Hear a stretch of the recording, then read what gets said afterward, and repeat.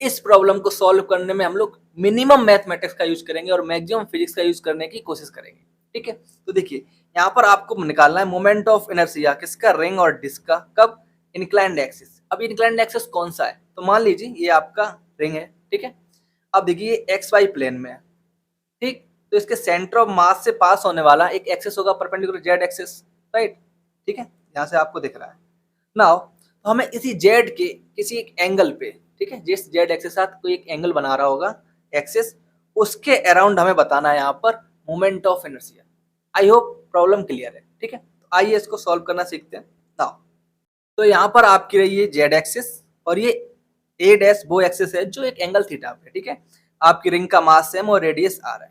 I hope आपको पता ही होगा कि जो किसी छोटे से पार्टिकल का मोमेंट ऑफ इनर्शिया निकालना हो किसी एक्सिस के अराउंड, तो क्या मिलेगा आपको, DM into R square, right. Total निकालना, इसका हम लोग इंटीग्रेशन कर देंगे। नाउ आगे बढ़ने से पहले आपको एक पॉइंट समझना है। देखिए ये मान लीजिए आपका एक्स वाई जेड एक्सिस है। ठीक, ये आपकी इंक्लाइंड एक्सिस है।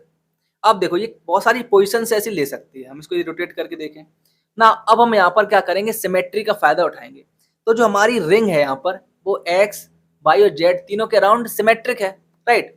तो यदि हम यहाँ पर ध्यान से देखें तो हम एक ऐसा कोऑर्डिनेट सिस्टम चूज कर सकते हैं जिसमें हमारा जो इंक्लाइंड प्लेन है जेड एक्सिस है, जिसमें हमारी इंक्लाइंड एक्सिस जेड एक्सिस और एक दूसरी एक्सिस एक्स या वाई कोई भी ऐसी होगी, ये तीन एक प्लेन में आ जाए। ठीक है, टोटल हमारे पास 4 एक्सेस हैं, एक्स वाई जेड और एक इंक्लाइंड, उसमें से 3 आपकी एक प्लेन में आ जाए। तो इससे ये होगा कि आपकी कैलकुलेशन इजी हो जाएगी, वो आपको थोड़ी देर में समझ में आ जाएगा। ठीक है, आगे देखते हैं नाउ। अब यहाँ पर ध्यान से देखिए, हमने ऐसा चूज किया है कि ये हमारी एक्स एक्सिस है। ठीक है, ये हमारी वाई एक्सिस और Z axis into the plane है। ठीक है नाउ, और ये हमारी रही एक इंक्लाइंड एक्सिस जो एंगल बना रही है थीटा, राइट। हम चाहे तो यहाँ पर इसको ऐसे दिखा सकते हैं, मान लेते हैं ये रही आपकी इंक्लाइंड एक्सिस। ठीक, अब देखो ये इंक्लाइंड एक्सिस जेड और एक्स ये एक ही प्लेन में है।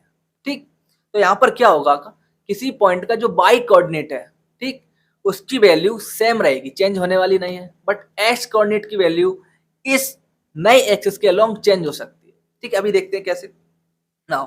तो पहले आप ये समझिए कि जो हमारा X Y Z coordinate system है उसमें यदि मैं आर वेक्टर निकाल रहा हूँ, ठीक है, सेंटर से, तो आपको क्या मिलेगा, देखो एक्स आई प्लस वाई जे, क्योंकि आपकी जो रिंग है वो है आपकी प्लेनर बॉडी, तो यहाँ पर इसलिए जेड का कोई कंपोनेंट है नहीं। ठीक है, आप जीरो मान सकते हैं चाहो तो। नाउ चूंकि रिंग एक प्लेनर बॉडी है तो हम लोग इसमें क्या यूज कर सकते हैं, परपेंडिकुलर एक्सिस थ्योरम। क्लियर थी सी बात। तो नाउ देखो एक्स एंड वाई आपकी किसी प्लेन में, ठीक है, जो एक्सिस है उनके अराउंड मोमेंट ऑफ इनर्शिया जो कि सम होगा जेड एक्सिस के अराउंड, राइट नाउ। तो यहाँ पर देखो यदि हम किसी एलिमेंट का मोमेंट ऑफ इनर्शिया लिखना चाहें तो आपको क्या मिलेगा, देखो DM R square is equal to DM X square DM Y square, right now. अब देखो ट्विस्ट, अब यदि मान लीजिए हमने एक नई एक्सिस चूज की है तो सीधी सी बात है, इस नई एक्सिस में देखो ध्यान से, क्योंकि ये कि प्लेन में हमारे केस एक्स और जेड एक्सिस और इंक्लाइंड एक्सिस, राइट। तो अब एक्स वैल्यू देखो क्या होने लगेगी, चेंज होने लगेगी। कैसे, देखो मान लीजिए ये पॉइंट आपका यहाँ पे इसकी वैल्यू एक्स थी, एक्स कंपोनेंट की। ठीक है नाउ, ये तो थी आपके पुराने एक्सिस के अबाउट। अब जो आपका नया एक्सिस है देखो, इससे परपेंडिकुलर एक्स कंपोनेंट क्या होना चाहिए, सीधी सी बात है ये परपेंडिकुलर होगा, तो ये नई वैल्यू आएगी। अभी जो नई वैल्यू एक्स डैश है, यदि आप इस ट्रायंगल को ध्यान से देखें तो क्या हो जाएगी, इस एक्स का साइन कंपोनेंट 90 माइनस थीटा के साथ, राइट। अब साइन 90 माइनस थीटा हो जाएगा आपका कॉस थीटा, राइट। और देखो बाई कंपोनेंट क्या रहेगा, वो सेम का सेम रहेगा, सीधी सी बात है। ठीक है, क्योंकि वो इस प्लेन से परपेंडिकुलर है और इस एक्सिस से कोई फर्क नहीं पड़ रहा है। जैसे मान लीजिए ये कोई पॉइंट है ऐसे, ठीक है, यहाँ पर। अब इस एक्सिस को मैं कैसे भी रोटेट करूँ, क्या इस पॉइंट की डिस्टेंस चेंज होगी, नहीं चेंज होगी। बट यदि इसके एंगल में होता तो इसकी चेंज हो रही है, राइट।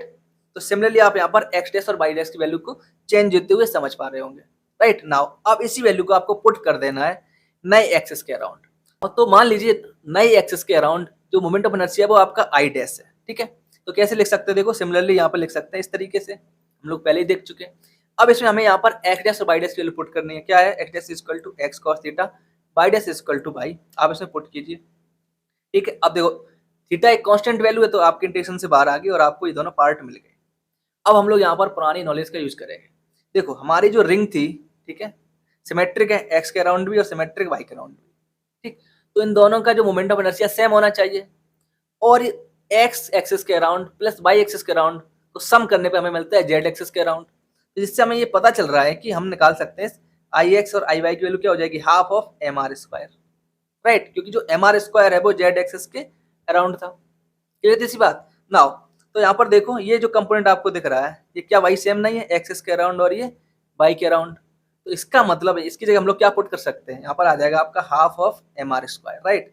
जैसे आप इसको यहाँ पर पुट करेंगे, राइट, आई होप अब आप बहुत ही आसानी समझ पा रहे होंगे कि हम इसको ऐसे लिख सकते हैं, half M R square common लेने के बाद 1 प्लस कॉस स्क्वायर थीटा। तो ये तो हो गया आपके रिंग का moment of inertia.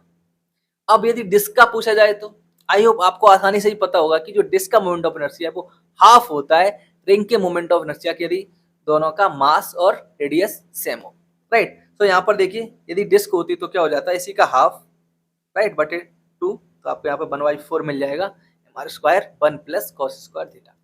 I hope इस वीडियो से आपने बहुत कुछ सीखा होगा, तो प्लीज वीडियो को लाइक कीजिए, चैनल को सब्सक्राइब कीजिए और दोस्तों के साथ शेयर करना बिल्कुल ना भूलें। Thank you and have a nice day.